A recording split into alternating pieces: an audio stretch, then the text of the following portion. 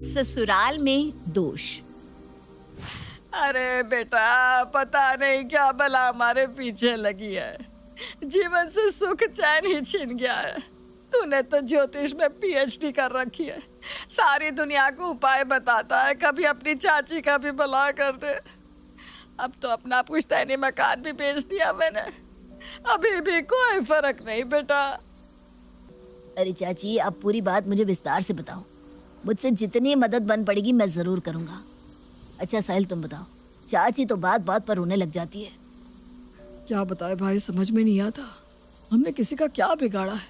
कोई हमारे घर पर टोना टोटका क्यों करेगा भला? टोना टोटका? आप ये कहना चाह रहे हो कि आपके घर पर कुछ टोना टोटका हुआ है? 2 साल पहले। श्रद्धा, सोनम, आओ बेटा, ये लो प्रसाद खा लो। मम्मी जी, कहाँ से आया है ये प्रसाद? बेटा मैं सत्संग में गई थी ना, वहीं से प्रसाद मिला तो तुम दोनों के लिए घर ले आई। मम्मी जी, आप भी खाइए ना। अरे नहीं नहीं, मैं इसे नहीं खा सकती, तुम दोनों खाओ। अच्छा, मैं अपने कमरे में जा रही हूँ, चाय बन जाए तो मुझे आवाज लगा देना। भाभी, मम्मी जी ने प्रसाद क्यों नहीं खाया? मम्मी जी का तो मम्मी जी ही जाने, पता नहीं क्या चलता रहता है उनके मन में। सोनम और श्रद्धा सास के लाए हुए लड्डू बड़ी श्रद्धा से खा लेती हैं। थोड़ी देर बाद, बना दी तुमने चाय? मम्मी ने कहा था ना चाय बनाकर उन्हें बुला लेना। हाँ तो आप बना देती ना, मैं तो छत पर कपड़े सुखा रही थी ना। तू कपड़े सुखा रही थी तो क्या यहाँ मैं खाली बैठी हुई थी? भाभी, आप बात बात में मुझसे लड़ने क्यों लगती है? अरे मैं छोटी हूँ तो आपकी हर गलत बात बर्दाश्त करती रहूंगी क्या? देख श्रद्धा, मैं कुछ बोल नहीं रही हूँ, इसका मतलब ये नहीं है कि तू मेरे सर पर सवार हो जाएगी। माँ जी ने चाय मांगी और तू जाकर चाय बनाएगी, बस बात यहीं खत्म। श्रद्धा और सोनम अभी बहस कर ही रहे थे कि इतने में पड़ोसन की चीखने की आवाज उनके कान तक पहुंच जाती है। अरे निकलो बाहर, आज मैं तुम्हें बताती हूँ कि पम्मी से पंगा लेने का मतलब क्या होता है। अरे ऐसा क्या कर दिया तुम लोगों ने जो ये पम्मी यहाँ लड़ने आ गई?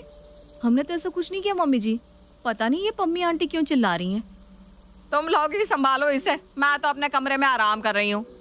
सोनम और श्रद्धा बाहर गेट पर जाती है, जहाँ पम्मी घूर घूर कर उन्हें देख रही थी। तुम लोग मेरे घर को कूड़ेदान समझते हो क्या? कभी तुम्हारा कुत्ता मेरे घर के सामने गंदगी कर जाता है तो कभी झाड़ू लगाकर सारी गंदगी मेरे घर की तरफ धकेल देती हो। तुम दोनों ने अपने आप को समझ क्या रखा है? अरे तो मैंने कहा था क्या कुत्ते से कि आपके घर के सामने जाकर हल्का हो जाए? जानवर है, जहाँ मन किया वहीं कर दिया होगा। अगर जानवर पाला है तो उसकी जिम्मेदारी भी उठाओ, वरना मैं भी जो मेरे हाथ में आएगा ना उसी से उठाकर सर फोड़ दूंगी इस कुत्ते का। अच्छा, हाथ तो लगा कर दिखाओ मेरे शेरू को, मैं भी देखती हूँ क्या कर लोगी आप। श्रद्धा और सोनम का पड़ोसन पम्मी आंटी के साथ झगड़ा चल रहा था और वो बढ़ता ही जा रहा था। धीरे धीरे वहाँ मोहल्ले के और लोग भी जमा होने लगे थे। किसी तरह पड़ोसी पम्मी, सोनम और श्रद्धा के बीच का झगड़ा शांत कराते हैं। मम्मी जी, इतना झगड़ा हुआ, पूरी कॉलोनी के लोग इकट्ठे हो गए, आपको आवाज नहीं आई क्या? आपने एक बार भी बाहर आकर झांकना जरूरी नहीं समझा? अरे जैसा करोगी वैसा ही भुगतोगी ना, मैं क्यों आकर तुम्हारी बला अपने सर लेती। कुछ देर बाद, आज तो मेरा मूड ही बहुत खराब है, पता नहीं कैसा दिन है। पूरा का पूरा दिन झगड़ों में ही बीत गया। पहले मेरा श्रद्धा के साथ झगड़ा हो गया, फिर उसके बाद पड़ोस वाली पम्मी आंटी ने आकर दिमाग खराब कर दिया। अरे तुम सुन भी रहे हो मैं क्या कह रही हूँ? जब देखो तब इस मोबाइल में घुसे रहते हो। आखिर इस मोबाइल में ऐसा क्या है जो बीवी की बात सुनना भी जरूरी नहीं लगता? अरे भाई, तुम्हारी ये रोज रोज की किटकिट सुनकर मैं बोर हो गया हूँ। अच्छा, बीवी से बात करने में बोरियत होती है तो बाहर कोई मीठी मीठी बातें करने वाली मिल गई है क्या जो मुझसे बात करने का मन नहीं करता?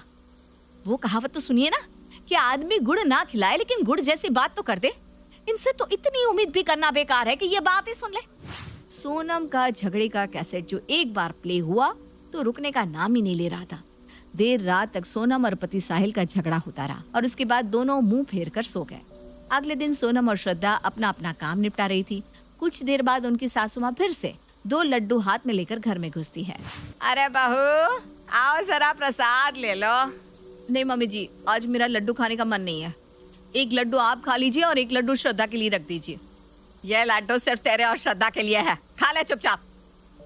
लड्डू खाने के बाद, श्रद्धा, आज से दोपहर में रोटियां मैं बनाऊंगी और रात में तुम। क्यों भाभी, अब ये क्या नया नया फरमान है आपका? तुम्हारी चालाकी ना मैं खूब समझती हूँ। दोपहर में तुम इसलिए भाग भाग कर रोटियां बनाती हो क्योंकि चावल के साथ आधी ही रोटी बनती है, और रात में पूरे घर का खाना मुझ पर छोड़कर तुम सेठानी बनकर अपने कमरे में जाकर बैठ जाती हो। भाभी, ये बात सब जानते हैं कि घर में मनमानी कौन कर रहा है। अरे पता नहीं आपको समस्या क्या है, रोज किसी ना किसी नए टॉपिक पर आकर आप झगड़ने लगती हो। झगड़ा क्या होता है ना, ये अभी तुम्हें पता नहीं है। अगर मेरे ऊपर कलेशी होने का ठप्पा लगाई दिया है तो ठीक है, आज मैं क्लेश करके ही दिखा देती हूँ। इतना कहकर सोनम किचन में रखे बर्तनों को धक्का मार के नीचे गिरा देती है, जो श्रद्धा ने कुछ देर पहले ही साफ किए थे। अब तो घर में वो महाभारत शुरू हो गई कि पड़ोसियों को भी अपने कान बंद करने पड़ जाते हैं। कंचन निवास की हालत ऐसी थी कि कोई नौकरानी, स्त्री वाला भी उनके यहाँ जाकर काम करने को तैयार नहीं होता था, क्योंकि उनके साथ भी किसी न किसी की झड़प हो ही जाती थी। रात को बिस्तर पर लेटे हुए सोनम, पता नहीं आजकल इस घर में क्या हो रहा है, रोज किसी न किसी के साथ मेरा झगड़ा हो जाता है। कल तो पड़ोस वाली मिसेस शर्मा भी पूछ रही थी। मुझे ऐसा लगता है जिस दिन से मम्मी जी ने लड्डू लाकर खिलाने शुरू किए हैं, तब से ये सब हो रहा है। कहीं ऐसा तो नहीं कि हम देवरानी जिठानी में फूट डालने के लिए मम्मी जी कुछ टोना टोटका करके हमें लड्डू खिला रही हैं। जब भी मम्मी जी से कहो कि आप प्रसाद खाइए ना, तो मम्मी जी हमेशा यही जवाब देती हैं, मैं ये लड्डू तुम दोनों के लिए लाई हूँ। देर रात सोनम पानी पीने के लिए उठी तो उसने देखा कि श्रद्धा दबे पांव घर के बाहर जा रही है। इतनी रात को ये कहाँ जा रही है, पीछा करके देखती हूँ। सोनम श्रद्धा के पीछे पीछे जाती है तो देखती है कि श्रद्धा चौराहे पर पुड़िया में कुछ सामान रखकर वहां से वापस अपने घर की तरफ आ जाती है। घर आकर उसने चौखट के दोनों तरफ कुछ काली राख छिड़की और माथे पर उसका तिलक लगाकर अपने कमरे में चली गई। हे भगवान, ये श्रद्धा क्या टोटका करके आई? अच्छा, तो घर में यही टोटके कर रही है क्या? तभी आजकल बात बात पर घर में क्लेश हो जाता है। कुछ दिन बीते तो एक सुबह सोनम देखती है कि सासू माँ कंचन ने अपने माथे पर लाल तिलक लगा रखा है और वो नींबू मिर्ची को एक मिट्टी के बर्तन में रखकर जला रही है। हे राम, समझ में नहीं आ रहा कौन सही है कौन गलत। इन दोनों से सामने से पूछ लिया तो ये तो अलर्ट हो जाएंगी। मैं जाकर किसी बाबा से उपाय पूछ कर आती हूँ। बेटा, जो बातें तूने बताई उसके बाद मैंने अपनी सिद्धियों से पता लगाया है कि तुम्हारे घर में बहुत बड़ा दोष है, जिसे प्रेत दोष कहते हैं। जब तक तुम उस घर में रहोगी, तुम्हारे घर में कभी सुख शांति नहीं रह सकती। बाबा की बात सुनकर सोनम घबराते हुए अपने घर में घुसती है। अरे बेटा, आ गई तू? देख, मैंने पूरे घर की नजर उतार दी है। भगवान ने चाहा तो अब ये दिन भर होने वाले कलेश से हमें मुक्ति मिल जाएगी। मुक्ति कैसे मिलेगी मम्मी जी? सच सच बताओ, आप क्या मिलाकर खिलाया आपने उन प्रसाद के लड्डुओं में? अरे बाउली है क्या? मैं क्यों खिलाने लगी तुझे कुछ भी? मेरा शुगर बढ़ रहा है इसलिए घर पर प्रसाद ले आती हूँ बस। तो पक्का ये श्रद्धा ही कुछ टोना टोटका कर रही है। बाबा जी ने कहा है कि अब अगर हमने ये घर नहीं छोड़ा तो हमारे घर में ऐसे ही झगड़े होते रहेंगे। घर नहीं, मैं इस श्रद्धा को ही इसके मायके छोड़ कर आऊंगी। तू चिंता मत कर, अभी खबर लेती हूँ इसकी। कंचन आवाज लगाकर श्रद्धा को बुलाती है। देख, सीधे सीधे बता दे तूने घर पर क्या टोना टोटका कराया है, नहीं तो मुझसे बुरा कोई नहीं होगा। मैं आपको टोटके करने वाली नजर आती हूँ क्या? देख श्रद्धा, मैंने खुद अपनी आंखों से देखा है तुझे चौराहे पर वो सब रखते हुए। भाभी, आप अपना इलाज कराइए, अपने दिमाग और आंखों का, दोनों का। अरे मैं तो खुद परेशान हूँ। हमारे घर में होती इन रोज रोज की झगड़ों का बच्चों पर कितना बुरा असर हो रहा है। इसलिए मेरी सहेली ने गृह शांति के लिए एक विधि बताई थी और हवन कुंड की राख दी थी, जिसे घर में छिड़कना था ताकि सब अच्छा हो जाए। बस मैं वही कर रही थी। तू सच कह रही है? अरे बिल्कुल सच कह रही हूँ भाभी। तो फिर सच में इस घर पर कोई बुरी आत्मा का साया है और हमें यह घर बदलना ही होगा। हम सब अपनी तरफ से कोशिश कर चुके हैं लेकिन कोई फायदा नहीं हो रहा। कंचन कुछ दिन तक और नजर उतारने के टोटके करती है लेकिन कोई फायदा नहीं होता।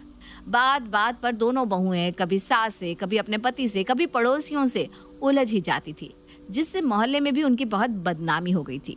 इसी क्लेश से तंग आकर आखिर में कंचन अपना पुराना मकान बेचकर नए घर में आ जाती है।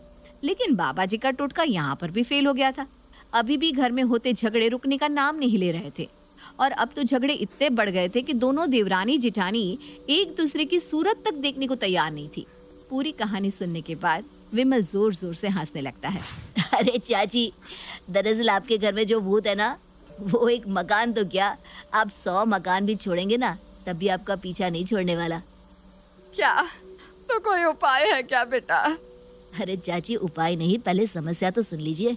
आपके घर के भूत है, आपके घर की दोनों बहू है। आपकी बहुएं झगड़ालू है। जब बात बात पर एक दूसरे का सर फोड़ेंगी तो इसमें भूत प्रेत का क्या दोष? आप अपनी बहुओं को सुधारिए, ये भूत प्रेत खुद भाग जाएंगे। उस दिन के बाद कंचन ने पूरे घर की कमान अपने हाथों में ले ली थी और सख्ती से दोनों बहुओं पर निगरानी भी रखने लगी थी। उसने महसूस किया कि वाकई उनके घर का भूत भाग गया है और घर में शांति का माहौल बनने लगा है।